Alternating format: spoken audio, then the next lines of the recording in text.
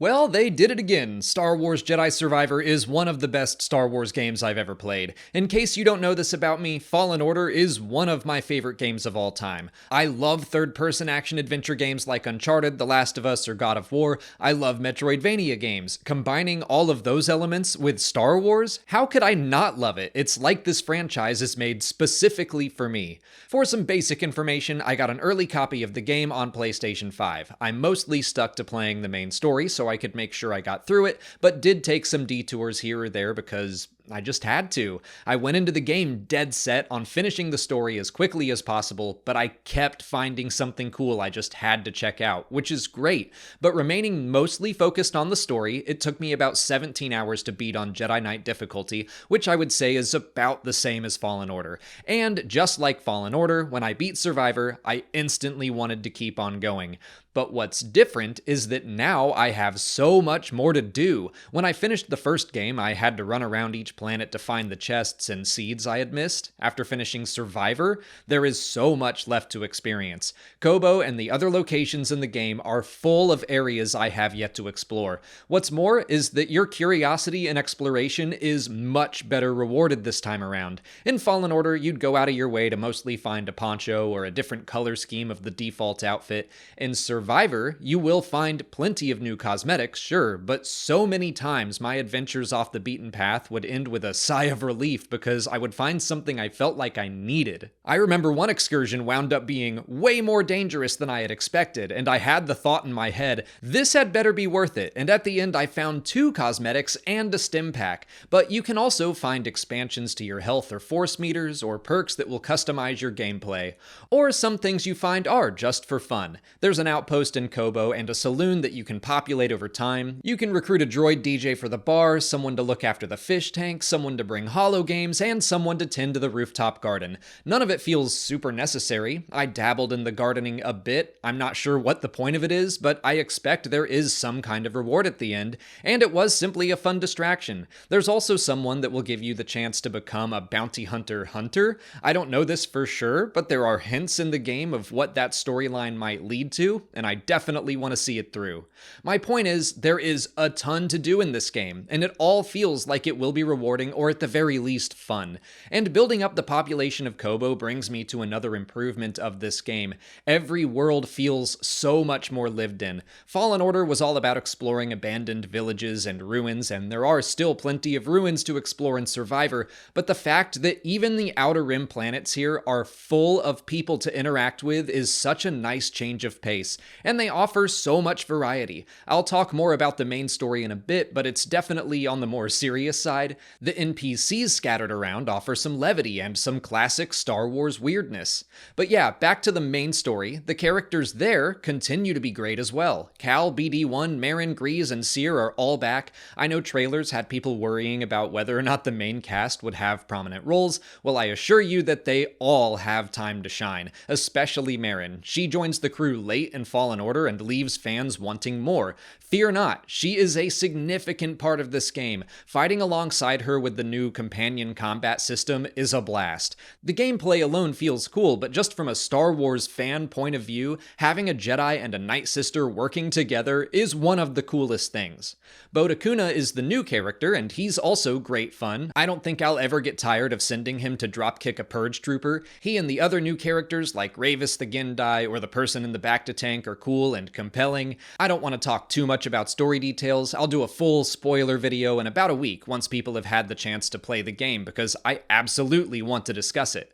Personally, I think I connected with the story of Fallen Order a little more. I think it surprised me more, simply because I wasn't prepared for it to be as emotional as it was. I was expecting just a fun Star Wars game, not to experience the trauma of Order 66 through Cal's eyes. Survivor still has moments just like that, but this time around, I was more ready for them. I knew to expect a fun game and a great story. Fallen Order set the bar really high for me, is all I'm trying trying to say. And even still, Survivor has some sequences that completely blindsided me. There are some gaming moments that just blow your mind with gameplay that's downright awesome. The Uncharted franchise comes to mind with its planes, trains, and automobiles. When I think of Uncharted 3, my mind immediately goes to the cargo plane, and I'm like, wow, that was cool. Survivor has one of my new favorite gaming moments. I was playing through it just screaming, "This is awesome!" And speaking of the marriage of gameplay and story, something that really impressed me about Fallen Order was Cal's relationship with the Force. We unlocked new powers by healing his connection to the Force and finding balance.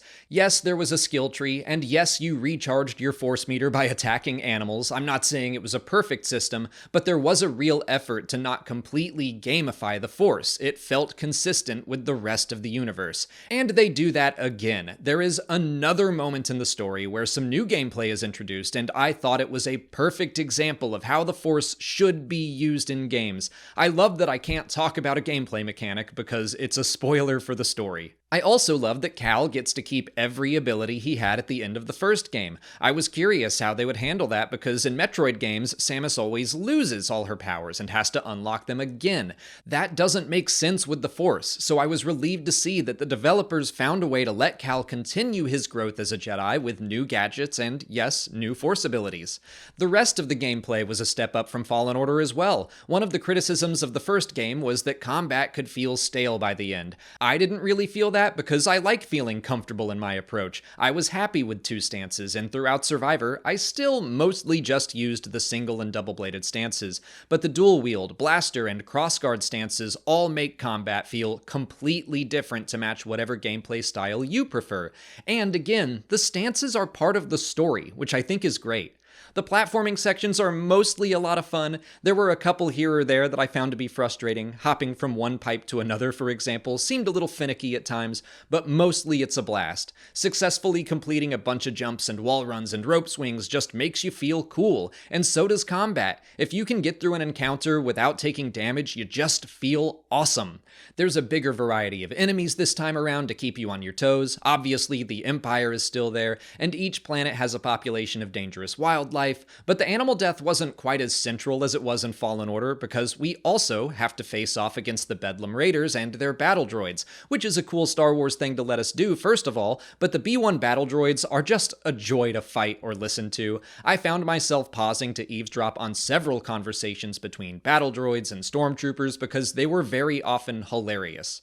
Boss fights felt well balanced. Again, I was playing on Jedi Knight level or regular difficulty. I never found myself floundering, wondering what to do. The game does a good job at telegraphing how to beat a boss by learning their patterns while still making it difficult to pull off. Just like the first game, keeping your cool is important. The more flustered I got, the faster I would be defeated. But if I approached boss fights calmly, I would do a lot better. It's like being a Jedi. Most boss fights took me 2 or 3 attempts, and one of them took a lot more. Playing this on Grandmaster difficulty is going to be a challenge for sure. There are also several quality of life improvements to the game. The map is a huge one. It's far easier to read this time around, which is good because I used it a lot. It's crazy helpful. I would say it can still be difficult to navigate in areas that are tall with multiple levels to them, but you spend more of your time in wide open environments. Fast travel between meditation points is a necessary addition because Kobo is especially massive. That'll make things much easier on completionists who want to 100% the game. And then there are fun new animations that play while Cal is idle or even running around. He'll slap bugs off of his neck or shake his hand after using the Force, little details that stand out and add a little extra flavor to the game.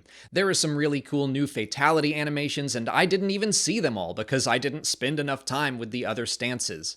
Okay, clearly I loved the game. I think Survivor is great fun. I beat the story, and I look forward to playing through it again on stream. But I do have some criticisms. Fallen Order's story had you mostly bouncing around between Bogano, Zepho, Kashyyyk, and Dathomir. Survivor has as many planets as Fallen Order did in total, but the bulk of the story bounces between 3 locations, and I would say 2 of those get a stronger focus. The environments are pretty varied, but I still found myself hoping to see another planet added to the roster. Like I said, I played this on PlayStation 5. It mostly ran perfectly. I think my game crashed twice, but not in the middle of anything important. It was easy to dive right back in. I noticed a couple frame rate drops, but nothing too bad. But I would normally play this game on PC, and I did start my gameplay experience on my PC, which isn't brand new, but it's no slouch either. I've got a 3070 graphics card and well above the recommended specs in my machine, and I'm sad to say Survivor didn't run well at all, to the point where I swapped over to PlayStation, and then I had an amazing experience. I don't keep super up to date with video games. I don't usually buy games on day one unless they're Star Wars, but from what I've heard and read, this unfortunately seems to be fairly regular nowadays. Console releases of new games play great, while the PC versions struggle. I played it on PC at an official capture event about a month ago, and the game ran great. I don't know what the issue is with Survivor and my machine, but fortunately we've been told the game will be patched tomorrow before the official release to specifically fix PC issues, so hopefully that means a smooth launch for everyone, but I did want to let PC gamers know about the issue just in case. That said, my time playing Survivor on PS5 was excellent. I feel like I only experienced a fraction of what the game has to offer, and I can't wait to continue the adventure. I'll be able to start streaming it tomorrow if you want to see some gameplay firsthand, and I'll answer any non-spoilery questions you have. And I have plans to continue covering the game in the coming weeks, so make sure you like this video, subscribe to the channel, follow us on TikTok, Twitter, and Instagram, and consider checking out our Patreon page. As always, thanks for watching, and may the Force be with you.